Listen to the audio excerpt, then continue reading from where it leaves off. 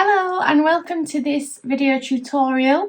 Today I will show you how to make this very cute little needle book. Store your needles in it. It's just a super handy little thing to have, and hopefully you will have and use it for many years. So I'll just talk a little bit through the design before we get started. So the cover is done with a technique called English paper piecing, and it basically is a form of quilting, but it's all done by hand. So you're going to piece together each of these diamonds and then stitch them together to make the star.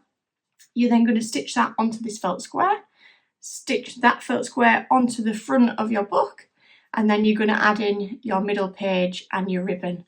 And the ribbon is just to keep it nice and easy to open. So when you've got it like that, you can just grab a tab and you're open. So that's all that's for, just a little decorative feature.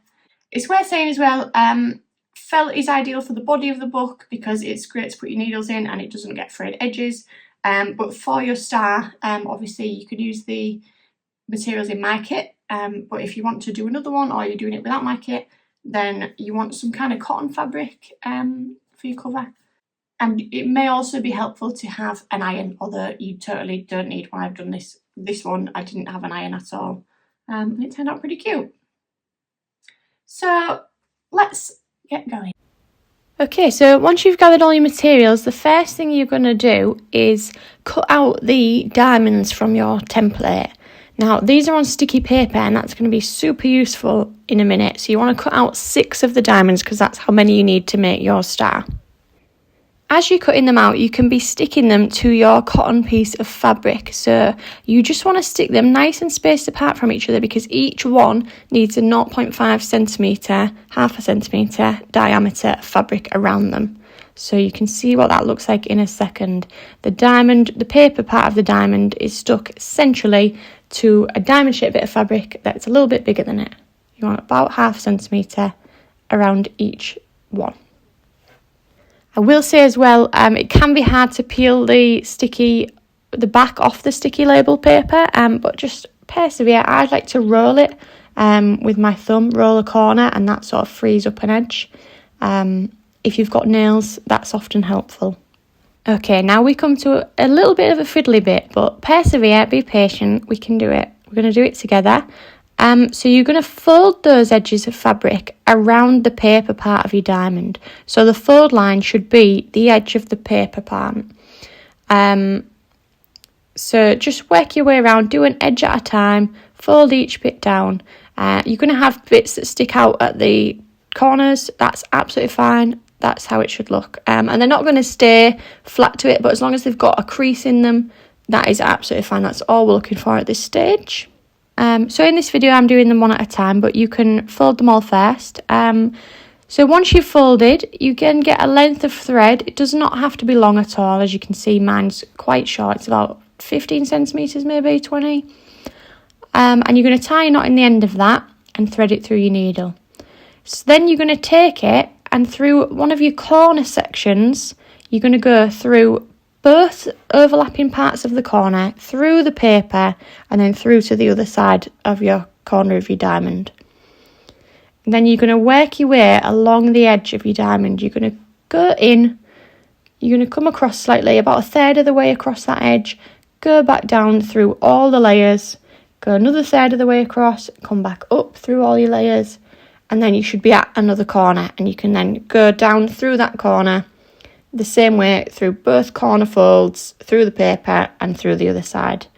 So you should have 3 stitches per edge. If you do more, that's fine, but we are going to take these stitches out later. So the more stitches you put in now, the more work you're giving yourself to take out. So it's really just to tack it in place. You don't have to do a lot. So you're going to work your way around your diamond doing that. And then once you get back to where you started, you're just going to go through near the knot that you started with and just leave that thread hanging loose. So it's just, you don't tie it off or anything because we are going to undo these later.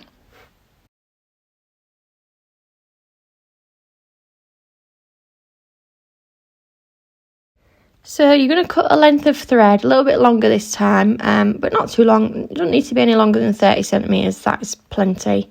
you're going to place 2 of your diamonds sort of face down on top of each other, so right sides facing in.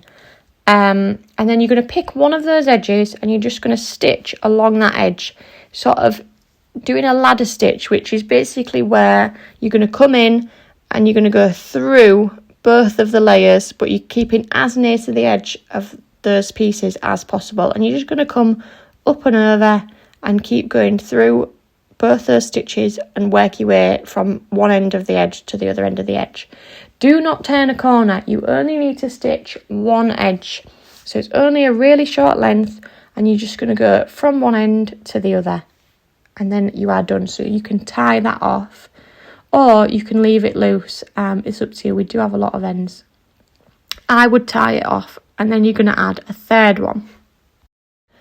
So your third one, you're going to lay that just on top of one of your other ones. So your 2 that you've just attached together, you can open out and you can see that they're attached. And while they're open out, you can get your third one and lay it on top of one of your other 2. You want it to be able to open out in a way that it's going to form half of your star shape. So pay attention to how that's going to look. I like to lay the 2 out that I've done and then lay the third one next to it as if it's attached and then simply just fold it over. It's not a fold because it's not attached yet, but as if it is hinged, fold it onto its neighbour and then you can see which line you need to stitch. So you're going to stitch another edge to attach those 2 and then when you open that one out, you should have half of a star. And once you've got that half, you're going to put that aside and you're going to start again with the other 3. So you're going to do 2 together and then do your third one. And then you've got 2 halves. And then with your 2 halves, you're going to place them face down on top of each other. Sew along the long edge. And then when you open that out, that should have hinged like the middle. So you should be creating the join in the middle. And you should have a star that's now 2 halves joined together. And that should be your completed star. It will still have the pointy edges. That is absolutely fine. We're going to address them next. Okay, so the next step is that you just need to pull all those threads out, all those basting stitches. So you're going to find the ends and then just go back on yourself, basically. Pull them all out one by one, work your way around. Try not to get in a tangle. If you need to snip them out, then do that. Whatever is easiest. What I like to do at this stage is on the back of your star, in the middle where all those points meet, it might be a bit bulky. So I like to just take scissors and sort of just cut off a bit of that excess of those corner parts because they might stick up a bit when you do stitch it onto the front of your book. So just sort of trim that back if you feel like it needs it. Right, and now we're going to attach it to the front of our felt square. So this square is going to go on the book, but first we need to attach the star to it. So you want to pin your star to the middle as centrally as you can. Again, it doesn't matter too much how neat it is. It's your book. If you want it to be dead centre, then you can get a ruler out, whatever, or you can just do it by eye. Pin it to the middle, and then all you're going to do is come up through the underneath of the felt, just catch the edge of your star, and then go back down through your felt. And you're just going to work your way around your star, pinning it onto the, stitching it onto the felt in that way. Work your way all around the edge, and then tie your thread off at the back of the felt. And that's that bit done. So then you're going to attach this felt square to your book. So the longest part of your book, the biggest piece of felt, is the outer cover. So you're going to want to lay that down in front of you. And the right hand half is going to be the front. So you're going to pin your felt square, now with your star on it, to the middle of that centre. So you might want to fold your book first and sort of form a bit of a crease line down the middle. And then all you need to do is just run a little running stitch around the edge. That's going to affix your square to the cover. So now we're going to just attach the middle cover. So you need your slightly smaller bit of felt, which is the same colour as the front cover square, and you're going to want your ribbon as well. And all you're going to do here is find the middle section of all those 3 pieces and sew them straight up through the middle.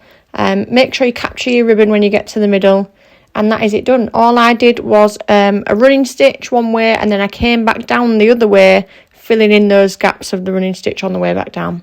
And that's your book. I hope you've enjoyed it, and I hope it stores your needles for a very long time.